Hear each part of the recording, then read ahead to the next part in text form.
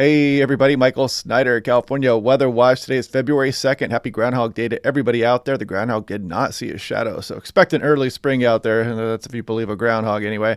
Taking a look at the infrared satellite imagery, you can see the showers still continuing across the state of California. There's going to be a thunderstorm threat again as we go through the day today, and some of this is going to continue to pile up some of the snow. This colder air moving in aloft here, continuing to butt up against the Sierra Nevada. So hopefully we can continue to build up the snowfall, and then we're really going to bring some big snowfall amounts with this storm system off to the west here. We've been talking about this one for several days now. Still on track to hit somewhere in the central coastline here. We're going to dive into those details as we go through the video here today. Still some intense flooding possible with this storm system as well. Now, if we take a wider look, you can see the tropical and the subtropical tap that this storm has all the way back towards the intertropical convergence zone, and we're getting that cold air that spilled all the way down across Alaska and out over the Northeast Pacific Ocean here. So these are going to merge here right off the coastline and create quite the dynamic storm with a very powerful plume of tropical moisture back up into California. Some big winds can be expected as well. I don't want people to overlook that because this looks like a very windy scenario upcoming also. Now, taking a look at that frontal system that moved through, look at some of these wind speed. That was a very brutal frontal system. Look at this, about 1,000 feet, 91 miles per hour in Humboldt County there. Look at Neelan, Roz, 85 miles per hour. Kuski Mountain, Roz, 83. I mean, just some really big gusts, very vigorous frontal system dropping down across the area. And you can see Eureka at 55. That's a very strong wind gust as well. Now, taking a look at the rainfall amounts, and I don't want to get lost in these totals sometimes because an inch of rainfall is a very heavy amount of rainfall, and you can see some of the ridiculous amounts that came with that last system. And you can see a lot of areas up over 4 inches, some up over 5, and a lot of the areas in the valley you can see up over an inch, 1.84 here, and Redding, California get about 1.6. So, those are impressive totals here, folks. If you drop an inch of rain on an acre of land, that's 27,000 gallons of water. If we scroll a little bit further south, you can see the Bay Area, San Francisco. I had I think it was 2.5 inches or so in a 24-hour period. That's an extreme amount of rainfall. Sacramento of this 2-day period up over, towards 1.5 inches as well, and some big amounts across some of the North Bay up over 4 inches. And as you get down towards Santa Cruz, 4+ inches, quite common out there as well. And further down the coastline, a little bit cheated here, maybe across the central areas, the central coast areas here, but you can see it's still up over 1.5 inches for many locations. And check it out, Santa Barbara 3.5 with that frontal system. Los Angeles up over 2 inches, very heavy rainfall there. In San Diego, a little bit more hit and miss here, but some areas did still get up over 1.5 inches with that storm. Now, the next storm, let's start talking about that. This is Sacramento National Weather Service. This low is trending a bit further north here. So as you can see, Sunday AM to Monday AM, brunt of the storm, periods of heavy snow over the mountains and moderate to heavy rain in the valley. Snow levels 3,000 to 4,500 feet and 2,500 to 3,500 feet in the Cascades, North California. Increasing throughout the day, gusty winds south of I-80, and then you can see still some periods of snow Monday night through Tuesday morning here, and then the snow levels are going to drop a little bit more here as well as we go through Tuesday morning. But yeah, pretty high impacts here, major impacts according to the National Weather Service Sacramento. And this is the key messages for the atmospheric river incoming here, and you can see big rainfall amounts all the way, and it's trending upwards for Northern California as well, but anywhere from just the North Bay area down through Southern California, Sierra Nevada as well, getting some big precipitation amounts, most of which is going to fall in the form of snow across the Sierra Nevada. And, there's going to be some excessive rainfall, some flooding out there. There's no doubt going to be road closures and some rocks over the roadways and some landslide activity and some big waves that are going to accompany this storm as well. And some moderate coastal flooding could occur. And moderate beach erosion also, I should say. So three-day rainfall forecast. This goes through Friday all the way through Monday morning. And again, another round of very heavy rainfall on top of what we've already got out there. Definitely could see some flooding concerns. We have flood watches up currently. This is the hazardous winds on Sunday. Already have the high wind warnings for places like Big Sur and Monterey, Santa Cruz, Half Moon Bay, and up towards the Bay Area, not quite including San Francisco, however, and still some wind advisories elsewhere. And this low is looking pretty darn right strong, and I'm going to show you that in the weather models in a moment. This right now is from 4 a.m. Sunday to 10 p.m. Sunday. This is the flood watch right now. No surprise with what's coming. And we also, in the meantime, have this chance of thunderstorm activity. Again, as I mentioned, lightning, small hail, heavy rains, gusty winds are the main impacts. And this is for Friday today. This is the rain timing and intensity for Southern California. This was updated here yesterday. I kept checking back to see if they updated anything here, but still a pretty good guideline here. Sunday night, probably the heaviest rainfall coming across the area. And there is some model discrepancy on how progressive this front is going to be and how much it hangs up over some of Santa Barbara, Ventura counties, and west of LA, and how much it's going to hang up over the Los Angeles metro as well. So there's still some model discrepancy here, and we're going to try to work out those details as we go through the next couple of days. You know, the storm system is going to be starting to bring some precip by the time we get towards tomorrow evening. So, you know, hopefully we get a little bit better model agreement on just how progressive this front will be. But I'll show you what I mean here in a moment. And you can see the day 1 through 3 overall winter storm impacts. Expect some major and extreme impacts across the Sierra Nevada. When this slug of moisture moves in, this is really going to create some dynamic conditions with very strong winds and very heavy snowfall across the Sierra Nevada. So heads up. And it's also going to bring some snow down towards Southern California, on a lot of it, especially above 6,000 and 7,000 feet.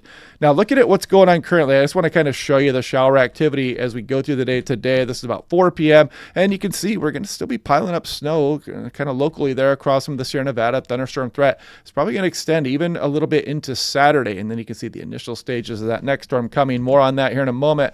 But as you can see, the day 3 excessive rainfall outlook extends all the way up the coastline here and all the way down towards the Los Angeles metro a bit. This is for day 3, but you can see the slight all the way north of the Bay Area, and Marshall has now been extended into Northern California also. This is day 4. It does include the Los Angeles metro here as well. And day 5 still including some of Southern California, and these will be fine-tuned as we get closer.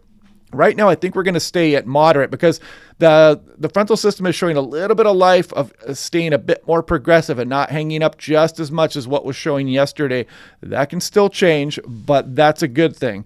Now, taking a look at 700 millibars, 10,000 feet, you can see that cold air spilling down and meeting up with this tropical plume of moisture into the state of California. Strong low pressure will develop off the coastline here, powerful winds, and some torrential rainfall is going to be associated. As you can see, this warm air at 10,000 feet being ushered all the way into Southern California, the cold air wrapping behind or around it, and hopefully this continues to be progressive and moves down Southern California and does not hang up.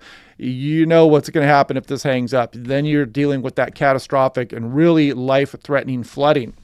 However, again, the models are trending a little bit more progressive with it, but still there's going to be some big impacts here with this flooding. Now, looking at the Canadian on the left versus the GFS on the right, here goes our storm system here, the Hawaiian Islands to the left. There's the California state here and Nevada and Arizona, and here's the GFS on the right. These are both hot off the presses, the 12Z run, which means these runs started at 4 a.m. Pacific Daylight Time.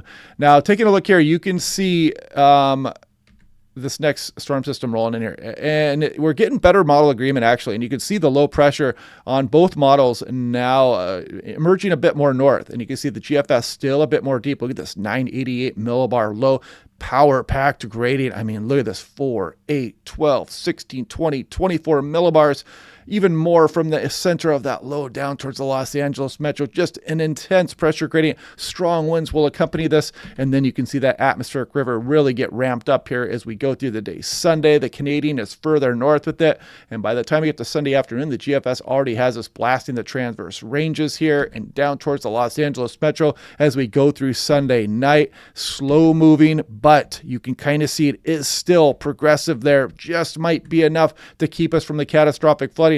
However, you can see additional rounds of rainfall as this trough is still kind of hanging out here, and it wants to hang it up towards San Diego, and you can see the differences between the Canadian and the GFS. So we're still dealing and trying to fine-tune some of those issues. We're going to look at the European here in a moment, but let's look at the North American model, the 12-kilometer lower resolution version here versus the high-resolution North American. And you can see the precipitation starts some point Saturday afternoon, and you can see it becomes heavy quickly, especially across the Central Coast, the Bay Area, the transverse ranges. Santa Barbara, Ventura County start getting that rainfall as we go through Saturday night into Sunday morning.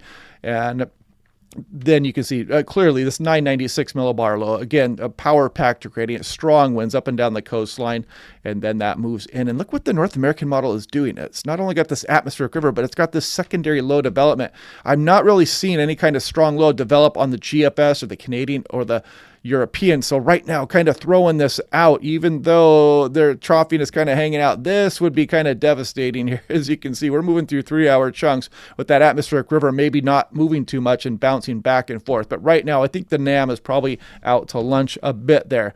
Now, I waited to this video so we could see the European model, the 12Z run. Let's put it into motion. And again, you can kind of see that precipitation still occurring with that cold air aloft running into the Sierra Nevadas, hopefully bringing some more snowfall here and, just padding the totals up there until we get this next slug of moisture from our main storm. And as we go into 4 p.m. Saturday, you can see that approach the central coastline, starts raining there. It starts raining in Santa Barbara and Ventura County probably at some point on Saturday night.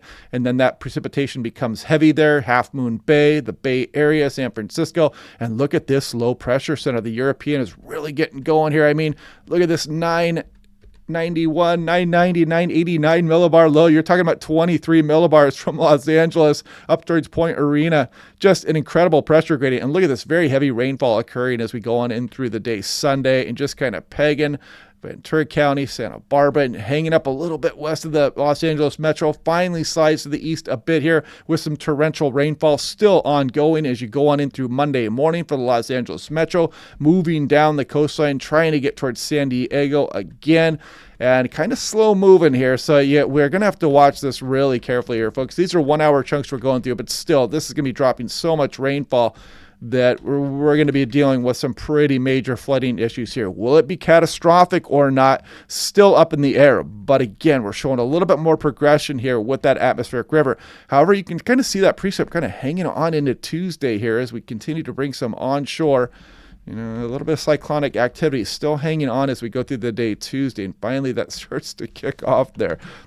But now looking at the European, I want to show you the winds associated here as well. This is 100-meter sustained wind speeds. These are not wind gusts here, folks. And you can see this system come in. Well-defined frontal system is going to start the precip earlier than the atmospheric river before its arrival. And you can see these very strong winds, even north of the Bay Area here, all the way down the coastline, down towards Southern California. You see that frontal passage now starting to work its way down towards Los Angeles metro as we go through Sunday night.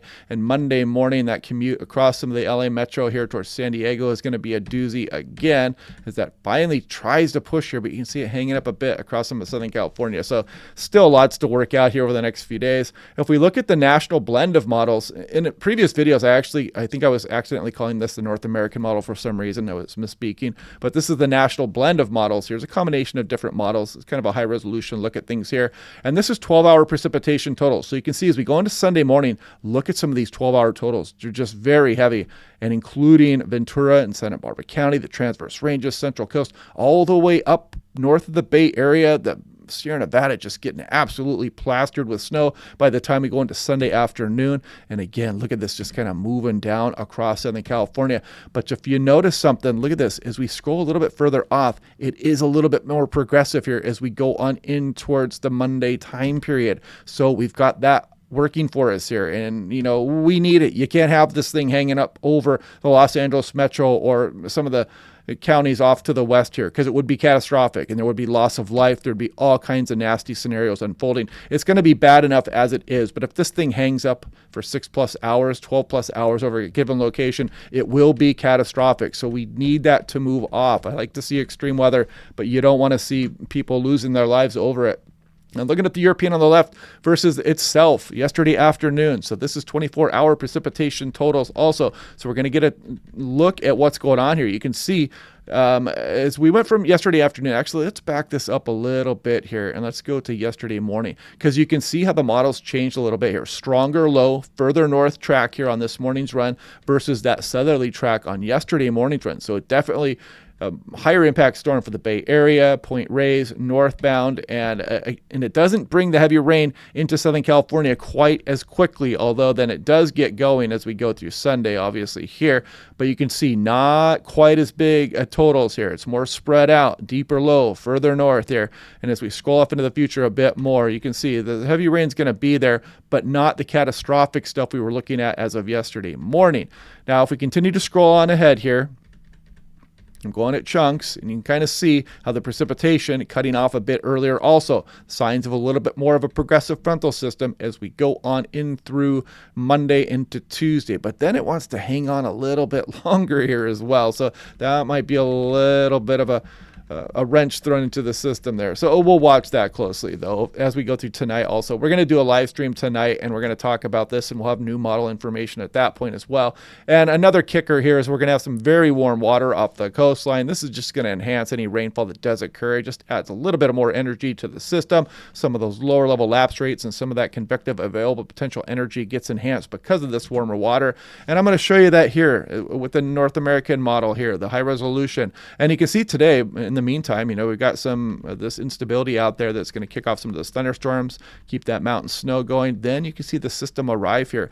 And with an atmospheric river, it's already potent enough, and it's got so much water moving through it that when you add just a little bit of cape here and a little bit of instability, it can really enhance these atmospheric rivers as they move in. And you can clearly see it has some surface-based cape to work with as it's going to be moving in on the day Sunday, mainly Point Conception and for Southern California here as well. Now, taking a look at the North American model, this is mean sea level pressure. And so this is the high resolution version, a look at this low pressure center here. So here we go.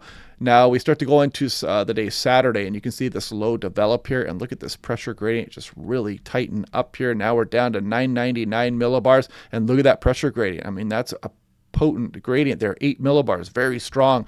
And then you can see this 995 really bottoms out there with a very strong gradient up and down the coastline. So I don't want people to overlook the winds here as well. It's going to be very windy with this system also, a very impressive pressure gradient. Now, as we take a look at the North American model with the 80-meter wind speeds, I'm going to put this into motion. Some gusty winds ongoing right now out of the west across some of the higher terrain of Southern California. Tehachapi out there, heads up for that. And Sierra Nevada still blowing pretty good also. But then you'll clearly see the arrival of the next system. It's well-defined warm front here starts to make impact here some point on Saturday evening. And you can see these winds really get ripping and trying to include the Bay Area. Again, it depends on the exact track of this low. Will the damaging winds get up towards San Francisco and Point Reyes, or will they hang back down to the south a little bit more? Because you can see these very powerful wind gusts, and we're talking about wind gusts up over potentially 100 miles per hour across some of the transverse ranges, higher peaks here as we go on in through the day Sunday. I mean, look at these winds, and you could bring some really gusty winds across some of the islands out there, Catalina Island, for example, Los Angeles, and across the higher terrain of Southern California as well, and also across the Sierra Nevada. Now we're going to look at the 10-meter wind gusts here. So let's put this into motion. And you'll clearly see the storm arrive. It starts to roll in here, and look at some of these ridiculous gusts get going, and just this big swath of wind, including some of the valley areas, maybe even up towards Sacramento and the Sierra Nevada just getting hammered. And look at that 97 miles per hour pegging out right across the transverse ranges here. It's going to be a wild day going back and forth across the Grapevine on I-5 on the day Sunday. Do not travel unless you have to. Now, this is looking, when I talk about the transverse ranges here, they mean this one right there. And you can see the coastal ranges. There's the Great Valley, Sierra Nevada, the Basin and Range here, the Mojave Desert. And you can see the peninsular ranges, Colorado Desert. And this is considered still the Cascade Range up here across Northern California, Klamath Mountains. And yeah, interesting stuff there. Just thought I'd show that because the transverse ranges have kind of a unique orientation between from west to east. And so when you get these southerly flows, these powerful atmospheric rivers, it really runs into the terrain perpendicular and can really just hammer its energy out on small portions and really bring some intense rainfall amounts. We could be looking up towards a foot for some areas, maybe even locally higher, depending exactly how long this atmospheric river hangs up on any given location. Now, taking a look at San Francisco, you can see some of the ensembles have some really big gusts in here, up over 60 miles per hour. The latest control right now is at 48, and this is highly dependent, again, on that low pressure track. And we've been having it change up here over the last couple of days, so still some uncertainty with that. Catalina Island, check it out, 48 miles per hour in the most recent, and you can see some higher gust potential there as well. This is Half Moon Bay, a little bit closer to the Bay Area, and look at some of these ensemble runs are up over 70, and the latest control is at 60 miles per hour. Impressive gusts coming for the coastal areas, and there's where Half Moon Bay is here. And just in case you were wondering, you can see San Francisco. There's Half Moon Bay right there in San Jose. And also for Los Angeles, check it out, gusting up into the 40s as well. So up and down the coastline, strong winds, especially across the higher terrain, as I've mentioned. So we are going to do a live stream tonight as well, and this storm will be a little bit closer. We'll have more model run data here, and we'll try to fine tune just how that low pressure center is going to move into the coast. Pretty good agreement, though, is unfolding that it's going to move somewhere up towards the Bay Area. And at least it's not starting off that rainfall a little bit earlier with that warm front action across Southern California, because some of the model runs yesterday were bringing that in a little bit quicker. And again, like I talked about, some of the model runs were hanging this atmospheric river up across Santa Barbara, Ventura County, Los Angeles a little bit longer. So it's showing up a little bit more progressive, but it's still going to be torrential when it comes. You could still have some catastrophic flooding. But yeah, I mean, we just have to cross our fingers and hope that this is more progressive versus hanging up over any given area, because whoever gets caught underneath that thing is going to have some extreme issues. So anyway, I hope you guys can join me for the live stream tonight. I look forward to that. I'm probably going to do it about 7 p.m. tonight, and I'll put something out on Twitter or X or whatever it's called nowadays. And I hope you guys can join me for that. And of course, I'll do my normal briefing as well tomorrow, Saturday morning, and we'll have a lot more information by then, and we'll continue to watch things. But anyway, hope you guys are having a good day. Otherwise, I hope you're prepared for the storm. I got to highlight that as well. If you guys are across some of the low-lying areas, if you're near dry riverbeds, you got to know your elevation. You got to know what kind of streams are in and around you, what kind of streams are upstream for your location, because sometimes you can get rock slides that block waterways, and these torrential floods are just rolling down the mountains, and they can be diverted into neighborhood areas. You got to know all this stuff. The more you know, the better prepared you're going to be. And you need to know evacuation routes, especially, you guys know the drill there across some of Santa Barbara and Ventura County, where you just have a few select roadways back and forth, and the mountain ranges are quite close to the coastal areas. You guys have all heard about the legendary floods that can happen, especially burn scar areas. It didn't have to burn last year for it still to be considered a burn scar area. For example, you could have fires 5 years ago that still have some of that more unstable terrain, and you've got vegetation that's been killed, it hasn't grown back completely, and some of the ground out there is just ready to be let loose with some of the heavier precipitation when it runs over it, and it can cause debris flows and all kinds of nasty stuff. So just have that in the back of your mind. The more you can learn about the area, the safer you are. Know where your high ground is, and have a meeting place for your family. If you guys have people commuting back and forth to and from work and whatnot, if you're going to be out and about, it's always good to have those plans in place. But anyway, we'll do a live stream tonight, probably about 7 p.m. I'll try to I'll answer as many questions as I can. We can go over the new model data run here. We'll see what the National Weather Service latest has to say as well. But anyway, hope you guys are having a good day. We'll do this again tonight. I will see you guys then, and I'll talk to you later.